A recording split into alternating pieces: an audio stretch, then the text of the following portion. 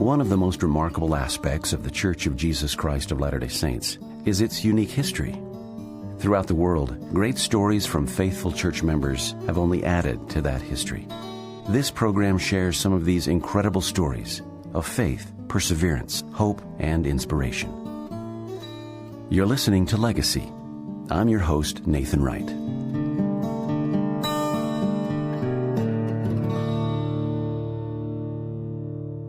At the funeral service of Elder Matthew Cowley, President David O. McKay said, "Truly, he has left a legacy rich in lofty thought and virtuous deed. He was one of nature's true noblemen."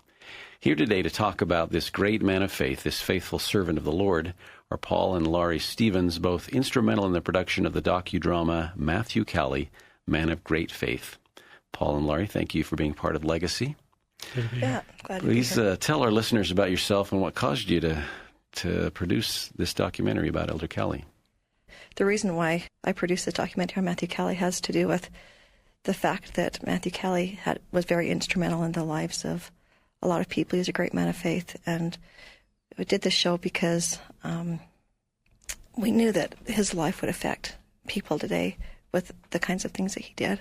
And met Rangi Parker in New Zealand several years ago, and Rangi had been collecting all of the memoirs of the missionaries that served in New Zealand back in the 1800s all the way through Matthew Cowley era and even today.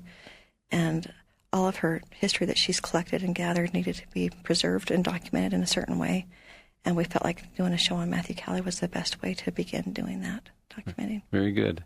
Now, I see that you were labeled as the producer of the show, and your husband, Paul, is here. What was your involvement, Paul, in the production? Well, I helped with some of the technical aspects, doing some of the editing, some of the film work. What do you do on a day-to-day basis to qualify you for this?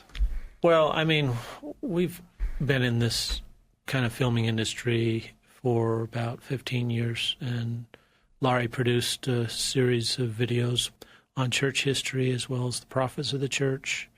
And so she's definitely well qualified in this field to be doing what she was doing. And I assisted somewhat in that. I helped with sound work on those.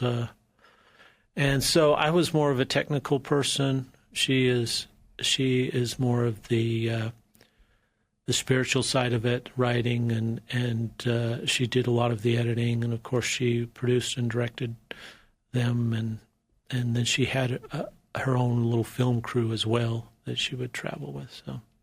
So where are you both from? Tell us a little bit about your family, and then we'll get into the Matthew Cowley.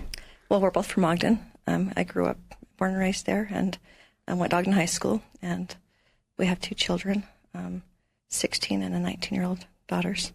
And we just kind of hung out in the Ogden area our whole lives. Very good.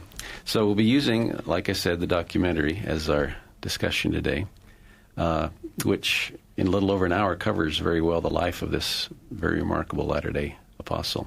So let's start off with young Matthew Cowley. Let's talk about his heritage and his upbringing. Where did he grow up? Well, he was born in Preston, Idaho, and he was born in 1897. And he only lived there for a year of his life, and then he came to Salt Lake City and grew up on Apostles Row. So why did they come to Salt Lake?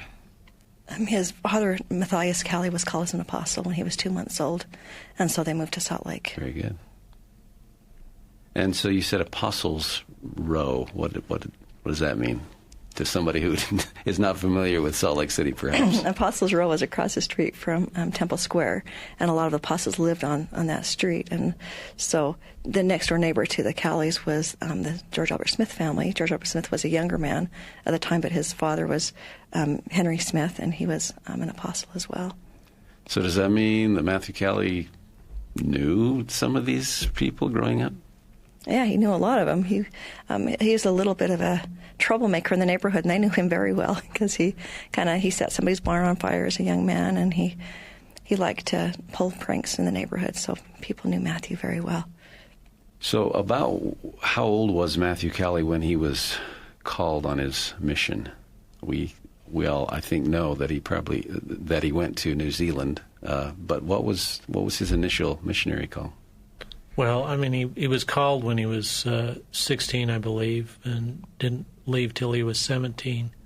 And from one of his talks, he quotes about that experience and says that basically he was called, I think it was by George Albert Smith, wasn't it, Laurie?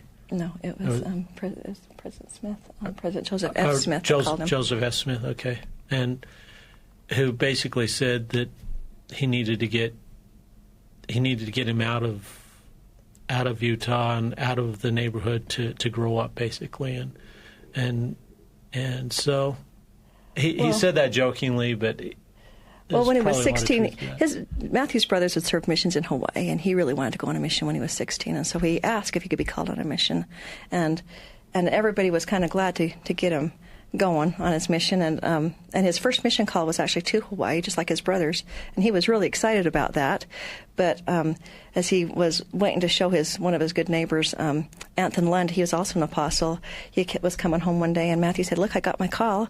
I'm going to Hawaii, just like my brothers." And Anthony Lund looked at that mission call and said, "You know, Matthew, I think you've been called to the wrong place. We need to get you clear out of the neighborhood.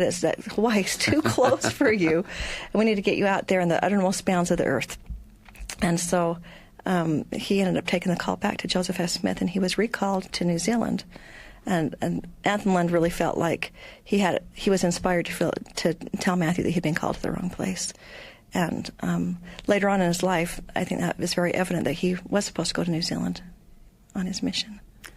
This story of calling a young guy, very young, on a mission reminds me of Joseph F. Smith when he was called, because he had lost 15. his mother. He was 15, and they said, "Yeah, we need to get this kid out and get him grown up and get him away." So they called him to Hawaii, as I recall. Yeah, that's right. He went to Hawaii when he was 15 years old. So he gets his call to New Zealand and arrives. He's 16 years old. By the time he got there, he was 17. Okay. He spent 5 years in New Zealand, actually, and kind of interesting because when he had only been there a couple of days, right from his journal, he talks about the fact that he was called by a sister to go over to a home and bless her son. He had fallen from a tree, and he said, "Well, don't get me, get the doctor." And she said, No, you can do it. And so he came and he blessed that young man, and he healed him.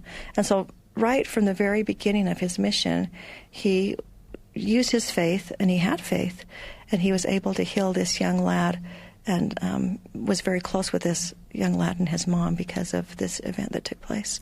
So do you think he arrived with this amazing great faith that he's known for, or do you think he kind of developed it along the way in New Zealand? I think he definitely had faith when he arrived, but I definitely think it developed all the way along the way. When he was born in Preston, Idaho, there'd been a blessing on the home 2 years before he was born in 1897. And the blessing said that in that home would be born prophets and seers and revelators, men of great faith. And so I think Matthew Cowley came to earth with great faith to begin with. His patriarchal blessing said that he would have great faith even in his youth.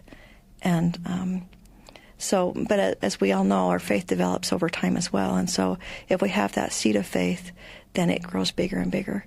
And I believe that's exactly what happened with Matthew Cowley in his life. His personality was also kind of he was definitely a people person, loved to be around people.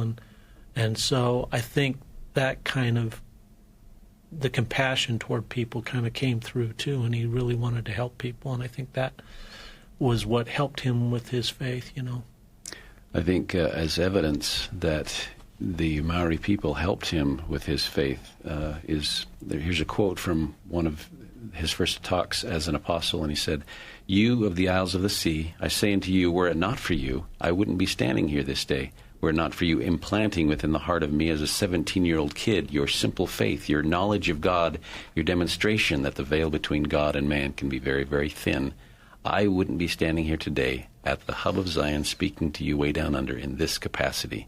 This is not my calling alone, you good Maori people. This is yours." So he gives incredible. Great credit to the people he served as part of his development in the gospel. I think that's very true.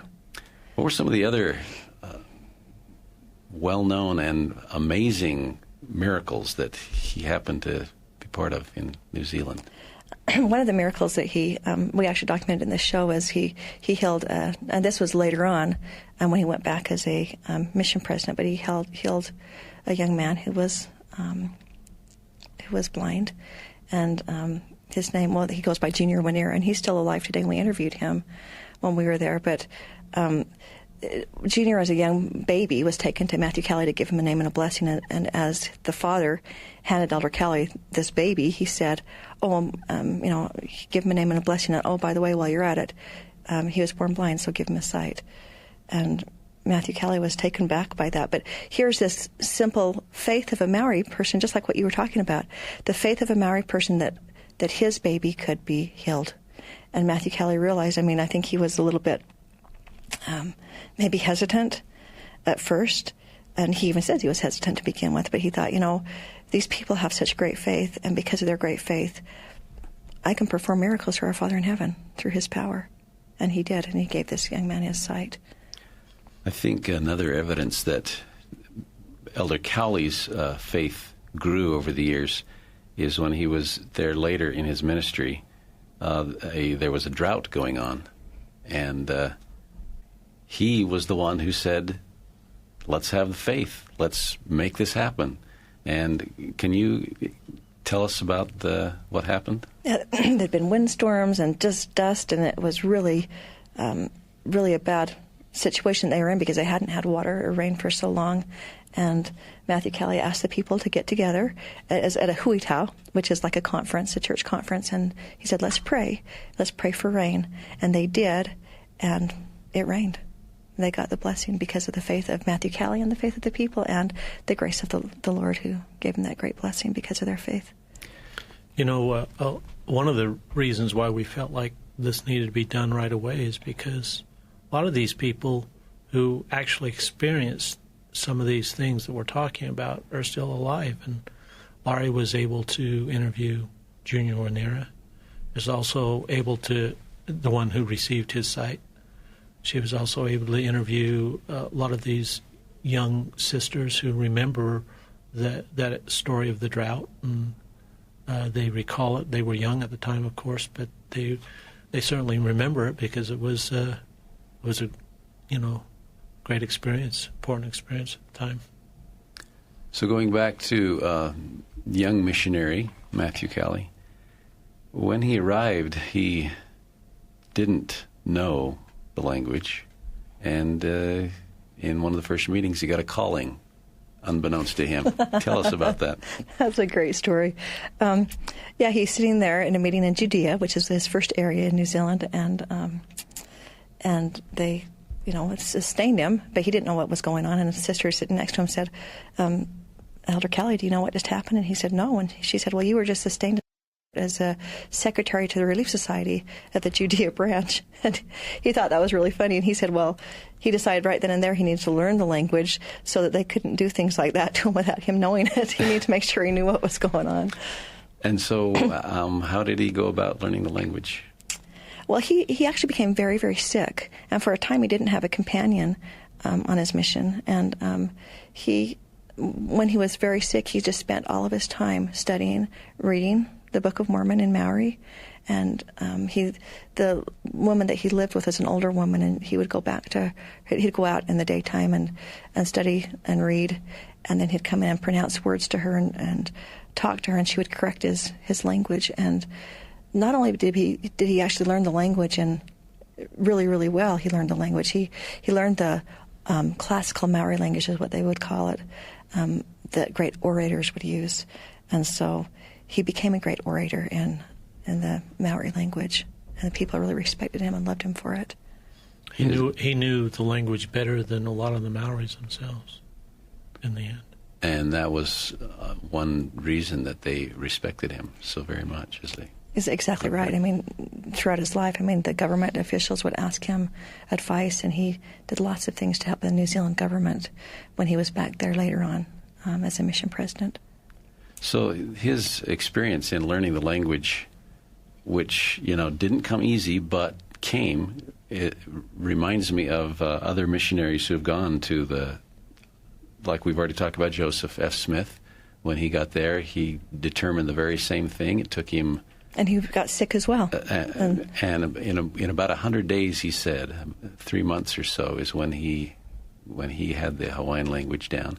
And I believe it was Elder Groberg who had a similar experience, who said, I've just got to do it. And he's put himself apart and just prayed and studied and eventually was blessed with the language. That's amazing how that works.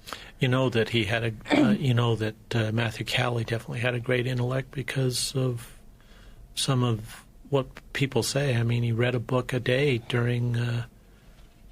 isn't that what they said? Mm-hmm. A book a day. He read a book a day, which means that he could certainly retain... He's a speed reader, and it could retain what he learned. And I'm sure that the Lord blessed him in what he was doing, but he obviously had a gift.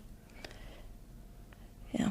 You know, one of my favorite stories of Matthew Cowley, we haven't really touched on much, is a story of him, his patriarchal blessing that he received. And when he was a young missionary in New Zealand, when he was studying the language, he was out on his horse one day, and he fell asleep coming home, and the horse knew the way to get home.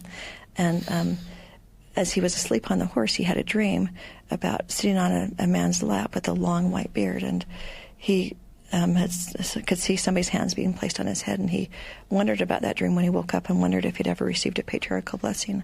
And so he wrote a letter to his mom and asked her, hey, Mom, have I received a patriarchal blessing on my life? And of course, it took a month for the letter to get from New Zealand to his mom, and then another month for the reply to come back to him. But 2 months later, he got the reply that he had received one when he was 5 years old. His father, who was an apostle, had been traveling in Arizona, and a patriarch in Arizona had given him a blessing. And Matthew Cowley was so afraid that he had to sit on the patriarch. He sat on his father's lap, and the patriarch put his hands on his head, and his father held him. And the patriarch had a long white beard, just like he'd seen in his dream. But the interesting thing about that blessing is it talks about, the blessing told him that he would be called and he would serve the people in the uttermost bounds of the earth, which is the exact same words that President Anthony Lund had used when he said, wow, Matthew, I don't think you should be going to the Hawaiian Islands. You need to go to the uttermost bounds of the earth. And those are the exact same words, and I think that's very interesting because Heavenly Father now showed Matthew Cowley that he really was supposed to go to New Zealand on his mission. He gained such a good grasp of the language that he eventually did a retranslation of the Book of Mormon. Was that during his mission, young mission? His young mission. He served 3 years, so he got there when he was about 17, or just barely 17. Served 3 years, thought it was time to go home, and his mission president, President Lambert, said, no, you have such a grasp of this language. I'm going to call you to retranslate the Book of Mormon. So he spent 2 years, and he retranslated the Book of Mormon. There's about 2,500 verses that were changed because the meaning wasn't clear to the Maori people. And then he also translated the Pearl of Great Price and the Doctrine and Covenants in the Maori language during that 2 years. So he really spent 5 years in New Zealand as a young missionary. I thought the process that he used for translation was quite interesting in the documentary. There were two natives there with him. They would each do a translation of the verse. They would discuss which verse was most understandable in the Maori language, and then they would decide which one to use. And eventually, since Elder Cowley's were more often used, they just started going with his translations. Yeah, I think that's very interesting that he had a better grasp of the language than the two brethren that were with him did. And so during this time of translating, you mentioned he did the Doctrine and Covenants and Pearl of Great Price. Someone asked him to name and bless, was it twins or just a couple of children? They're cousins is what they really cousins. were. Very good. Yeah. And can you tell us that story? Well, that's one of my favorite stories because it's somewhat humorous. I mean, somebody wanted him. He was just still a young missionary at the time, and somebody wanted him to bless these two kids, and so he blessed them, and he blessed the first one with the name of Pearl, and the boy was named Great Price. And kind of shows his humor maybe, but he obviously felt strongly about it, and I thought it was interesting. They were raised separately, and she was raised outside of the Pearl was actually a twin, and so Pearl was raised by a different family than her twin Alice was. So Pearl was blessed by Matthew Cowley, and then so was Great Price, who was one of her cousins. That makes sense. So he was he went as a very young man and spent, was it 3 years initially or 5 when He spent 3 years and then he stayed for an additional 2 to translate. So, he was away from home for 5 years. Eventually went back. Yeah. And he had not graduated from high school. He had not received any formal education at this point, and he wanted to get into school. How did that work out for him?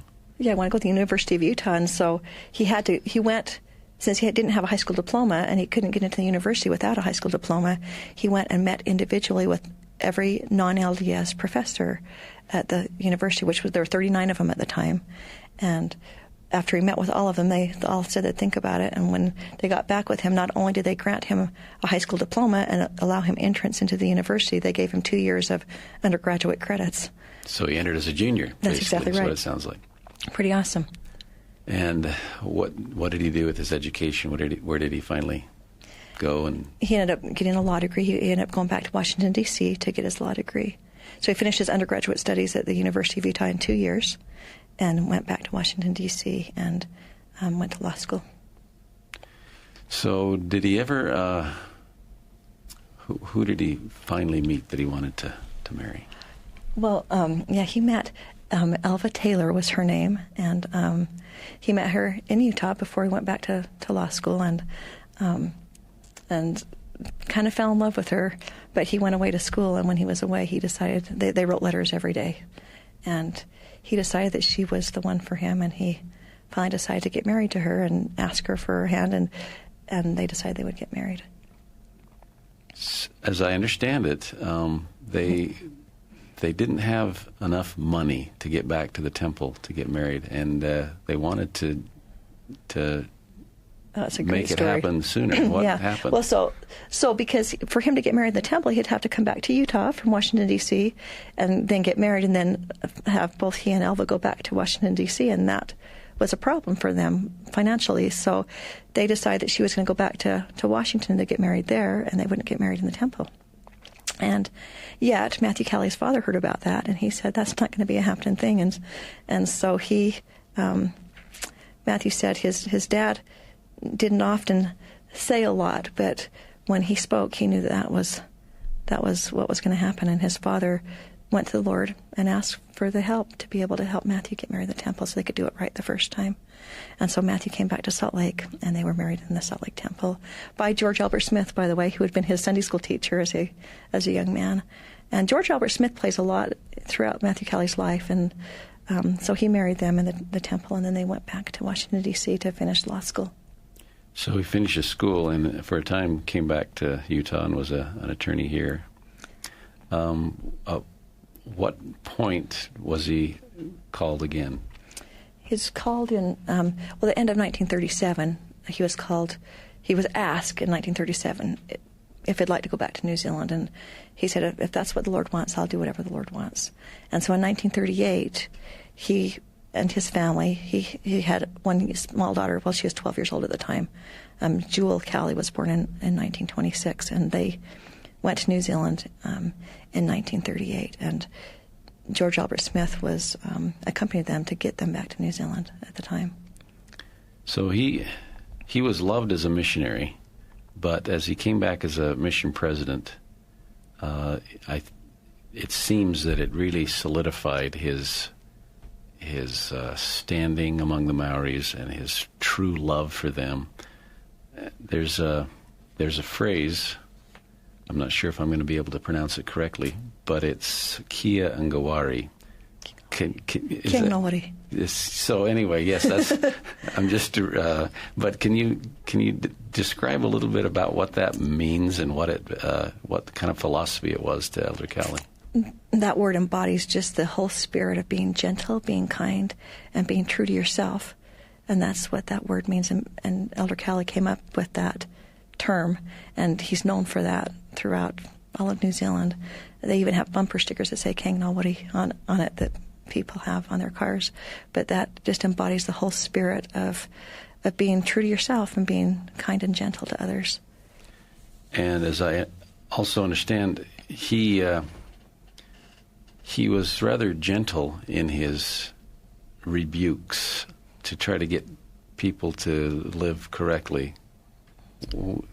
Yeah, he was. But you know what? Because he understood the way the Maori people thought, he wasn't just like a American going into New Zealand and trying to learn their ways. He actually really understood their hearts, understood how they thought. And I think it's because of the time that he spent there on his first mission, and he spent the time to get to know the people and how their ways of life. And because of that, he could rebuke people that it was never offensive to them, you know. There's a story of a man who smoked, and Matthew Cowley wanted him to come to church with him, and he hadn't been to church for many years. And he said, "Sid, I want you to come to church with me tomorrow." And he said, "No, why do you want me to go to church?" And he said, "Because we're going to get a new branch president tomorrow." And he said, "Well, why do you need me there? Why don't you just come tell me afterward who became the new branch president?" And he said, "Well, Sid, because it's going to be you." And so he said, "Well, what, me and my cigar?" And he said, "No, Sid, we don't need your cigar. We only need you. The Lord's called you to be the new branch president." And he could rebuke people in such a way that Sid put down his cigar and he never smoked again. And that's a pretty interesting story, that he could do that kind of thing. People had great love for him, and he had great love for them, and that's why they did things for him, because they knew he loved them and cared about them. And along with that love and his amazing grasp of the culture and the language and everything, I guess is the reason that people cared for him so much. He was a fun person as well, as I understand it. In one of the interviews, Elder Glenn Rudd was talking about the missionaries in the mission home, and how President Cowley said, "You guys are getting pretty serious around here. If you want to get transferred, that's a great way to do it. Keep being serious." And anyway, so basically he was telling them to lighten up, and they always had a good time, it sounds like. They played some pranks on each other, and they had fun doing it, you know. That's good. How long was he a mission president? He was there for 8 years as a mission president. That seems a little long it's a really in today's long time. terms. Well, when he got there in 1938, the missionaries were there from all over for only about 2.5 years of his mission, and then they were called home at the end of 1940 because of the war. And so, but Matthew Cowley stayed on as a mission president in New Zealand, and then, they didn't have stakes, so the mission president pretty much handled the whole church, everything there in New Zealand. And so then they used Maori missionaries or local missionaries to teach the gospel, and so he was there for an additional a little bit over 5 years before he came back home again. So, and he always kind of joked and said, "Now that we got the missionaries out of the way, the church is moving forward much faster." But that was just a joke. So he got home. He'd been away from home for a long time, 8 years. He didn't have a job. He didn't have any prospects. It was Elder Rudd again, I guess, who was talking with him, and it was trying to help him out a little bit. How long did this unemployment condition last? Well, basically what happened, he'd only been home for 3 weeks, and George Albert Smith was the president of the church at this time. And George Albert Smith said, "Matthew, I want you to come to conference. I want you to sit on the front row in conference because we might call on you to pray." And so he said, okay. Well, he didn't have a way to get into conference. Glenn Rudd was actually a local bishop at the time, and so he had tickets to get into the conference.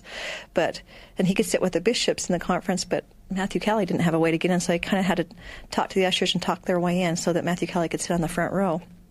And when he was there, instead of being called on to pray, he was actually called as the next apostle of the church. And so that was very interesting. He had no clue that he was going to be called as an apostle, and his wife didn't know. As a matter of fact, his wife wasn't at conference. It was the Saturday session, and she wasn't there. And so that lasted for about 3 weeks, and he didn't have, like I say, he didn't have a job for those 3 weeks. Or a driver's license. Or any money. He had nothing. But within those 3 weeks, he became an apostle, and that pretty much solved the job problem, I guess. As I understand the story, President Smith, it was just minutes before the session started that he actually called the other apostles in and said, "This is the man that needs to fill the position in the Quorum of the 12." So that's right, and they sustained him there, but that's just a few minutes beforehand. But his work in the South Pacific wasn't done. How did he eventually get back there again?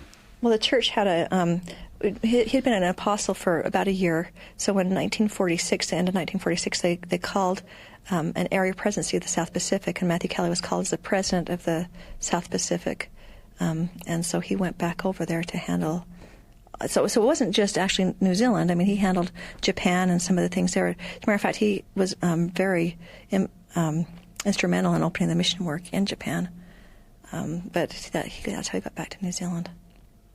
And, of course, he was there for some time, and then just as I'm not sure exactly where he would have served, but throughout the world doing what apostles do. He was coming from Logan, again with Glenn Rudd. Glenn Rudd became his right-hand man, and that's what it sounded like.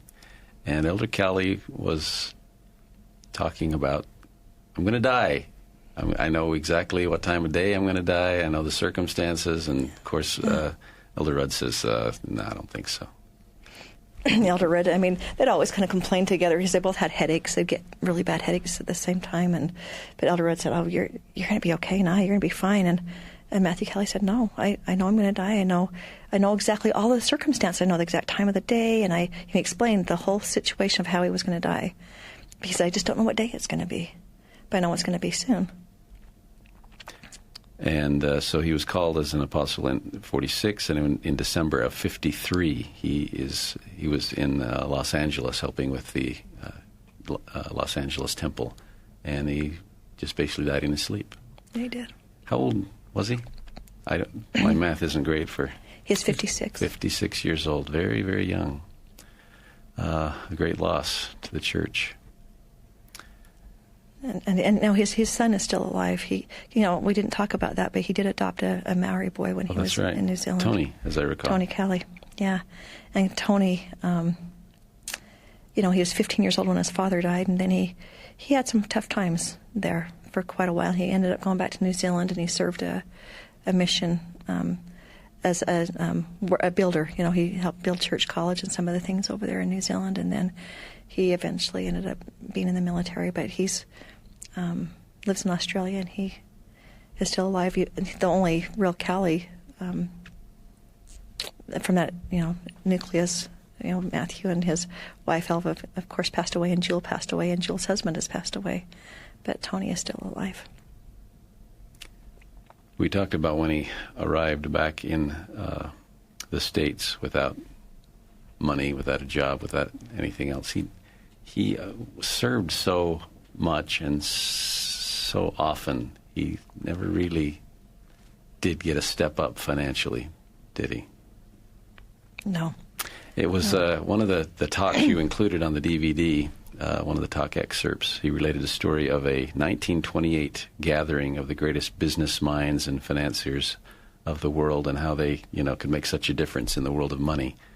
But then he basically tells the rest of the story of how many of these great men died penniless, found themselves in prison, or took their own lives. And to me, his message, and it was a talk to the BYU students who were, preparing to go out into the world, basically to earn a living, is that one can achieve things in the world of money, but that money in and of itself is not an achievement, not a great achievement. It's not the answer. And he taught the greatest, in his words, the greatest achievement in living life is living life having been true to one's ideals.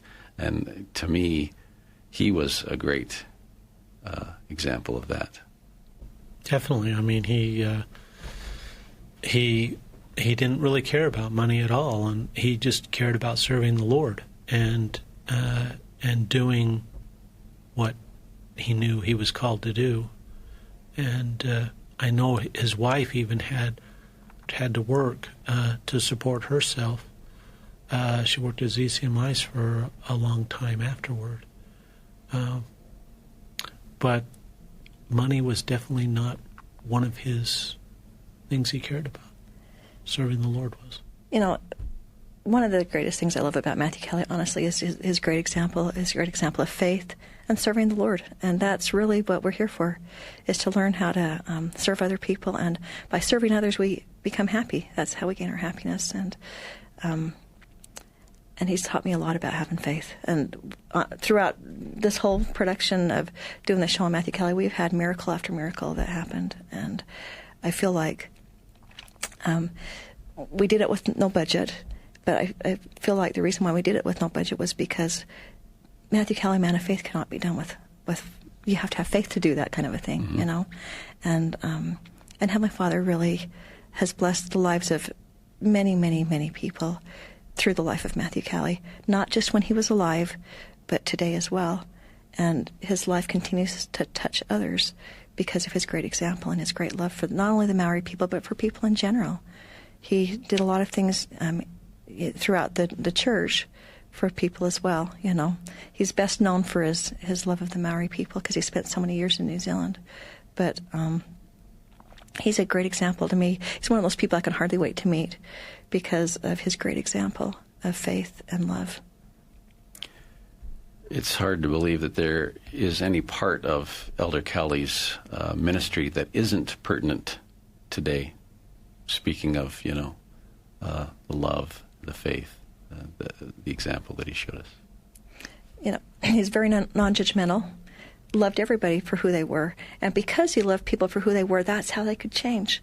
Because sometimes we look at people, and if we're judgmental, they know we're being judgmental, you know. But Matthew Cowley had a totally open heart, and he loved people for who they were. And he could see their qualities. He could see the greatness of each individual. And because he could do that, they could feel his love and his acceptance of them. And when we know that we're loved and accepted, that's when our hearts are open and we can change. Speaking of change, I grew up knowing the story of basically the parable of the pearl. You know how you have to, for cultured pearls, you have to implant something to create an irritation that creates this beautiful thing. And listening to the other excerpt on the DVD, basically was a talk from Elder Cowley. The crux of the lesson is each of us must somehow be irritated or stretched in order to create great or beautiful things.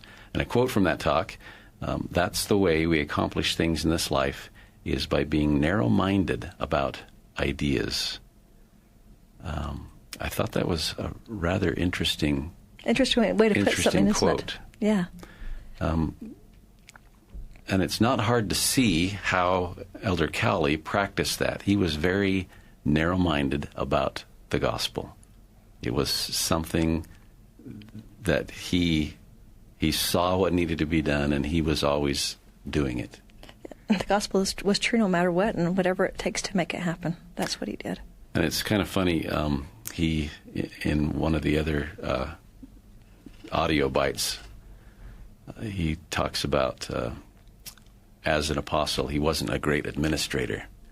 He loved to serve people, but he wasn't much of an administrator. And he says, sitting in meetings, he would watch Harold B. Lee and Spencer W. Kimball, and whenever they raised their hand, I loved that. He raised his hand. That's one of my favorite things, just because, you know, I mean, he didn't like to sit in those administrative meetings. He was put on the earth to serve people and to bless others, and that's what he loved to do. And so Elder Rudd talks about that. He's talking about how many times President Smith needed to find Elder Cowley, and he'd always call Elder Rudd because he knew that he'd be down at his office getting him to go out and bless people. And they spent a lot of time going to hospitals and blessing everybody that was in need, you know. That's what he was put on the earth to do, and he did it. And he healed many, many people by doing that. Do we know of any other collections, books or otherwise, where we could find more about Elder Cowley? Do you know of any? You know, there's really not. I mean, there was, you know, a couple books written on his life many years ago, though. Most of those are out of print to be able to find. There's one, Matthew Cowley Speaks, and another one on Matthew Cowley's life that have been out of print. As a matter of fact, they were actually published to help, and some of the proceeds of those books went to help support Alva Cowley and Tony and Jewel after Elder Cowley died. Wow. But they've been out of print for a long time. So any other Matthew Cowley stories that come to mind that we'd like to... Well, you know, one of my favorite stories of Matthew Cowley is, and it's not really totally about him, but it's about that sweet little lady who was older, and she had such great faith that she paid her tithing. And when Matthew Cowley would go through the area, which wasn't very often, where she lived, she was blind, an older woman, and she was, I don't know how old she was when Matthew Cowley went to see her, but she was an older woman, lived by herself, and he would go to see her, and he'd go to shake her hand, and she wouldn't shake his hand. She'd say, "No, not yet." And then she'd get down on her hands and knees, and she would crawl to the corner of her house and get a spade, and then she'd crawl off so many paces in one direction and so many paces in another direction, and then she'd dig with her spade into the ground until she'd come up with a fruit jar, and she'd pull out the fruit jar and pull out money and hand her tithing to Elder Cowley. And she said, now that I've paid my tithing, I can touch hands with the servant of God. And Elder Cowley would say, "Well, you don't know that much money." And she said, "I know I don't know it right now, but I don't know when a man of the Lord will get around this way again." And that happened for several years. That happened not just one time with Matthew Cowley. He went to her house other times, and she did the same thing. And as a matter of fact, one of the missionaries that served with Matthew Cowley, Bill Gibbs, tells the same story, that when he went to meet with her, the exact same thing happened to him, and she dug into the ground and gave him her tithing money. And so that's a really great story of faith, of just a Maori person, and that's the kind of faith that the Maori people had, and that's the kind of faith that Matthew Cowley was instilled within him because of those people.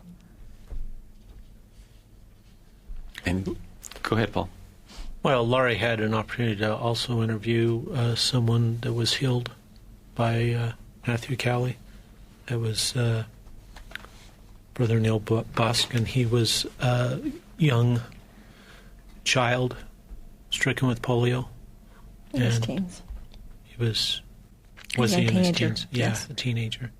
And he was in the hospital with a friend of his, Joe, I think was his name, and Matthew Cowley was asked to go by the family to go bless Joe, and Glenn Rudd accompanied him, and they gave Joe a blessing, and Joe had enough faith to say, "Hey, while you're here, will you bless my friend? Here, he's also got polio." Well, the blessing to Joe's friend, Neil, came the second time they went back. The first time Joe was healed, and then they went back to check on Joe to see how he was doing. And at that time, Joe was better. You know, he was out of the iron lung, and he was doing much, much better. And he said, "Hey, I got a partner here. Will you give him a blessing too?" And Neil Busk was blessed by Matthew Cowley and Glenn Rudd, and he was healed. Neil didn't really want to talk about it. And in fact, he hadn't even really talked about it with his family much when we interviewed him, had he? And but he was he agreed to be interviewed, and you could tell it was a sacred experience for him, and something that changed his life, I'm sure. So very good. We've been talking about Elder Matthew Cowley with Paul and Laurie Stevens, who have produced the video, Matthew Cowley, Man of Great Faith. Thank you once again for being here. Thank you. Thanks for your help and your time.